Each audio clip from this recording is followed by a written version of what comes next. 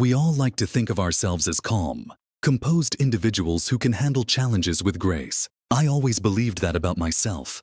Until one fateful day. What began as a regular day spiraled into a chaotic mess of blood, shattered pride, and a life lesson I'll never forget. Meet Ryan.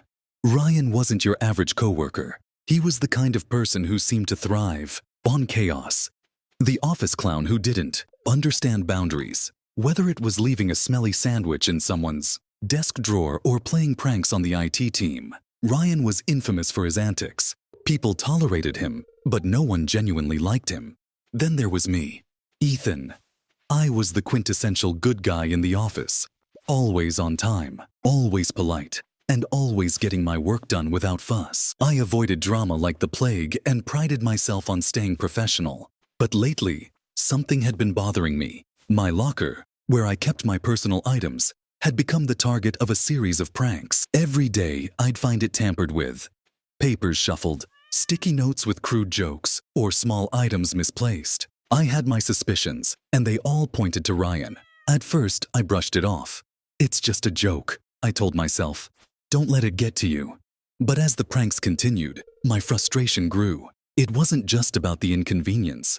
It was the feeling of being disrespected, of someone invading my personal space. It didn't take long for Ryan to make his involvement obvious. One day, I caught him standing near my locker, smirking as if he'd just pulled off the prank of the century. When I approached, he casually walked away, whistling a tune like he had nothing to hide.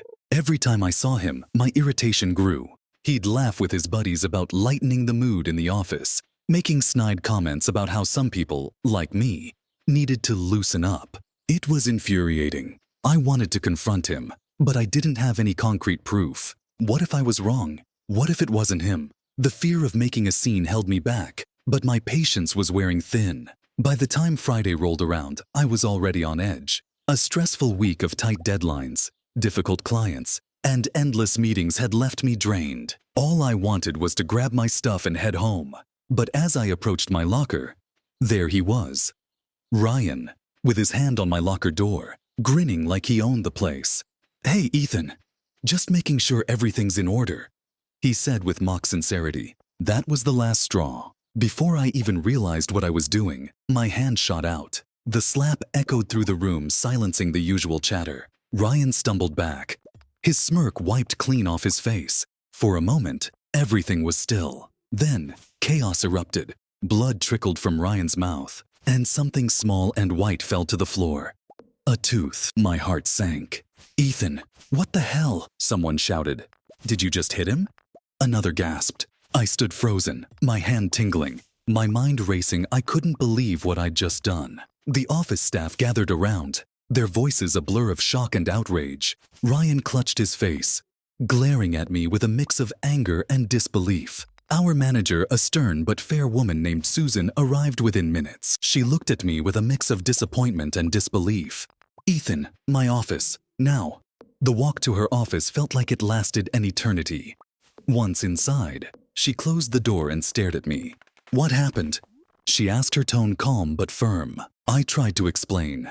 The weeks of frustration, the constant pranks, the invasion of privacy. But as I spoke, I realized how weak my excuses sounded. Yes, Ryan had been a nuisance, but that didn't justify what I'd done. Susan sighed. "This isn't like you, Ethan. I'm putting you on a 2-day suspension. Take the weekend to cool off and reflect. We'll discuss this further on Monday." As I left her office, I heard someone exclaim, "Ew, there's a tooth on the floor." The nausea hit me, but I kept walking, refusing to look back. That weekend was one of the longest of my life. I replayed the incident over and over, questioning every decision. My mom, ever the voice of reason, listened patiently as I confessed everything. Her advice was simple yet profound. Everyone has a breaking point, Ethan. What matters is how you learn from it. When I returned to work on Monday, Ryan avoided me, his usual cocky demeanor replaced by unease. To my surprise, he didn't press charges and the matter was quietly resolved. Susan gave me a formal warning but acknowledged the stress I'd been under. In the weeks that followed, I took steps to manage my emotions better. I started meditating, joined a boxing class, and made an effort to let go of minor annoyances. As for Ryan, He eventually left the company, his antics finally catching up with him. Looking back, I'm not proud of what I did, but I'm grateful for the lesson it taught me. Life will always throw challenges our way, and while anger is a natural response, it's crucial to channel it constructively. Violence is never the answer, but sometimes it takes a mistake to truly understand that. Thank you for watching. If this story resonated with you, make sure to hit I'd love to hear your perspective. And don't forget to subscribe to Every Story Matters for more captivating tales. Turn on the notification bell so you never miss a story that could inspire, surprise, or even change your life. Because here, every story matters. See you in the next one.